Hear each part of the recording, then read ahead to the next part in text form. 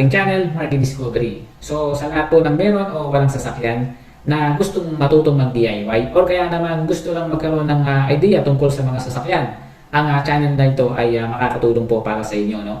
So hindi po lahat ay nag-share ng libreng kaalaman. Kaya sana po makishare niyo po sa iba ang ating channel at ang mga video natin para po marami tayong matulungan.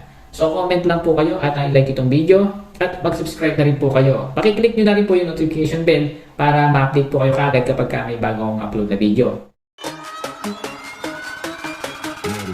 Let it, bang, bang.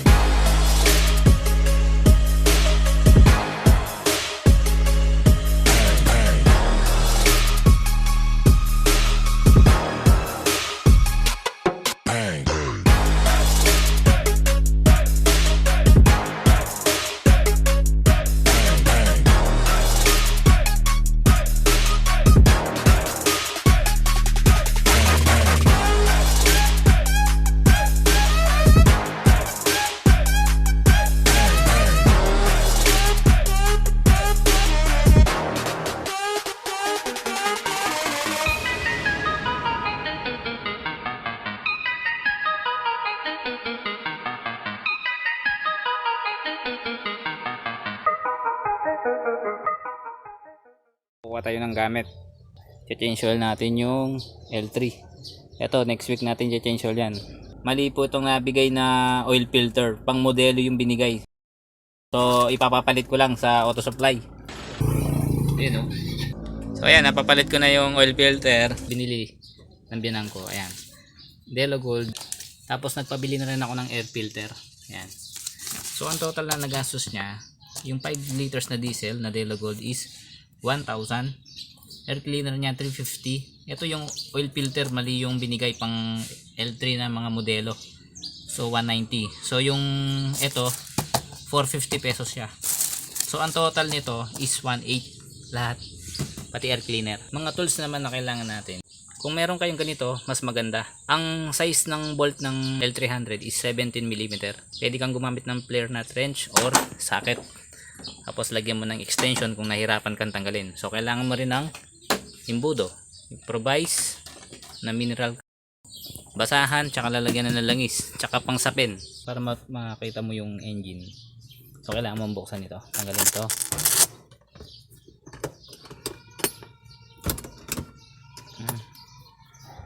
Ito rin,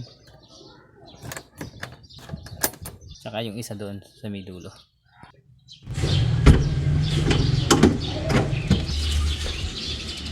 So ito, para matanggal mo, taas ito, tsaka yan.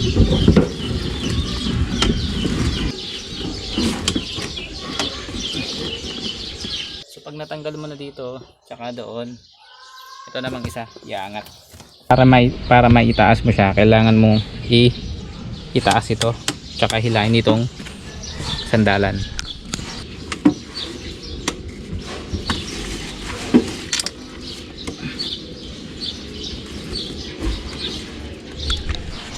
So ayan, meron siyang kabitan dito.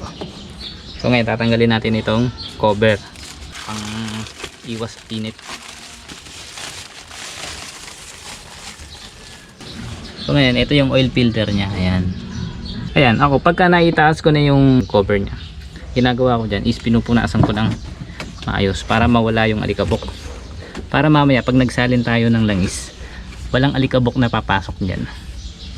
Kasi baka mamaya biglang makapasok dyan yung alikabok. So make sure nyo na malinis lahat ng paligid. So ayan, pagka nalinisan nyo na ng ganyan, doon naman tayo sa ilalim para tanggalin natin yung drain bolt sa oil pan para i-drain natin yung langis. So ngayon nandito ako sa ilalim. Ito yung harapan ng gulong. Ito yung air cleaner nya. Ngayon tatanggalin muna natin yung drain bolt nya. Pabubuksan natin to. Ayan, counterclockwise.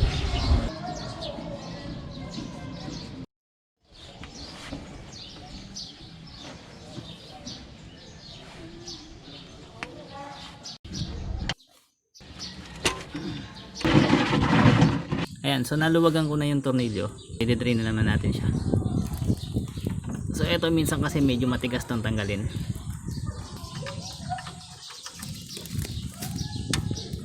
Ayan. Pag naluwagan nyo na yan, pwede nyo na isahap dito inyong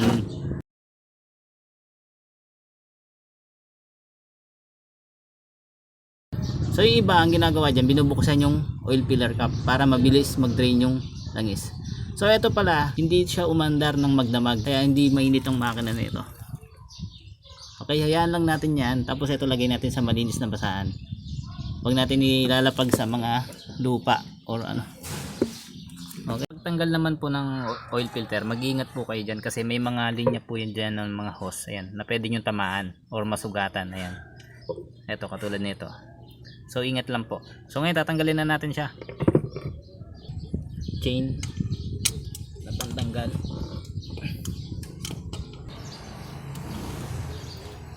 So ayan, nailagay ko na yung chain. Tanggalin natin to counterclockwise. Sana umikot. Ayun. Ayun o, nakita nyo umikot na. So ayan, pwede nyo naluwagan ng kamay yan.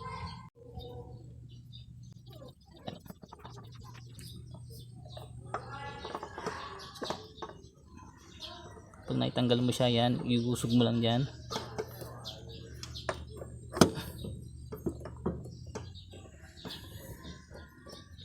Medyo mahirap lang itong tanggalin dito. Yan.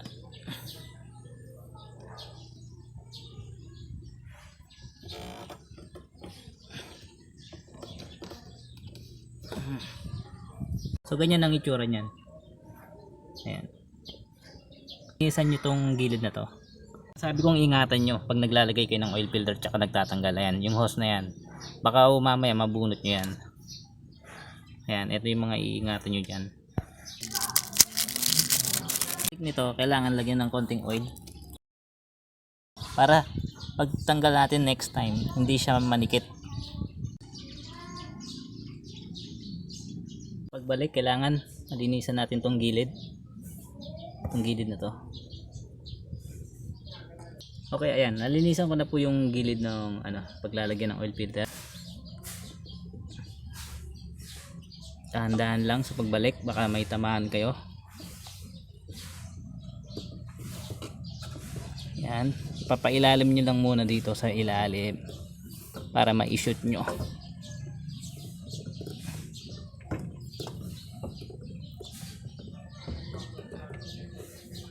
Yan. So, pag na-shoot nyo na yan,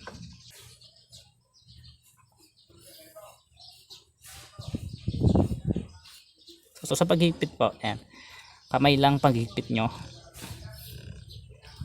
So pag hindi mo na mahigpit ng kamay ng ganyan, pwede mo siyang iikot ng 1/4 turns or 90 degrees.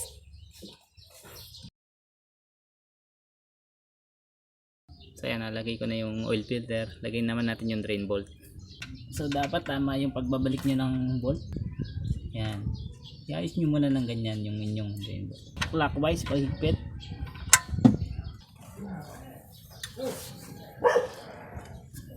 Lang po natuyo itong drain bolt na to para mamaya makikita nyo kung kumakatas. Ibig sabihin maluwag pa siya. Pero ito mahigpit na to.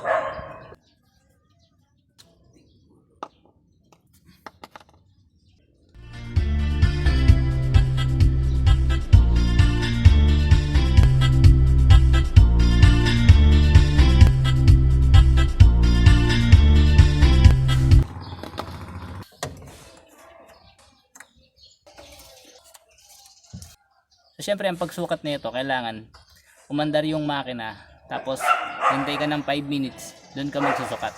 Pero sa ngayon ang oil niya dito siya. Drain bolt na ilagay na yung oil filter, ilagay na yung langis, start naman natin.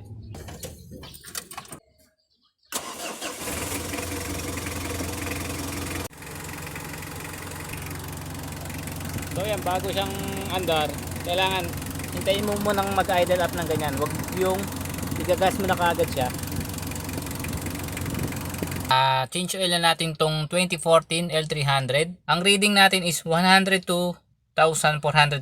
So plus 5,000 dapat 107,420 ang inyong susunod na change oil.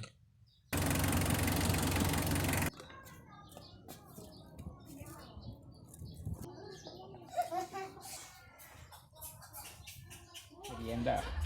Order akong suman. No? Ito yung kanyang sauce.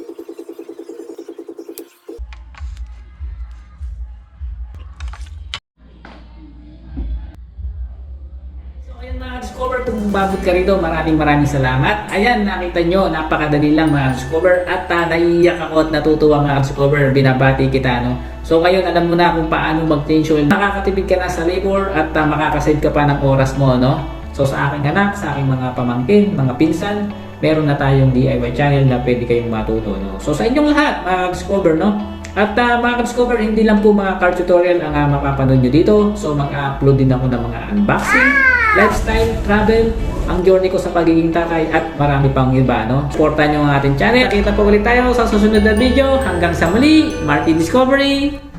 To God be the glory.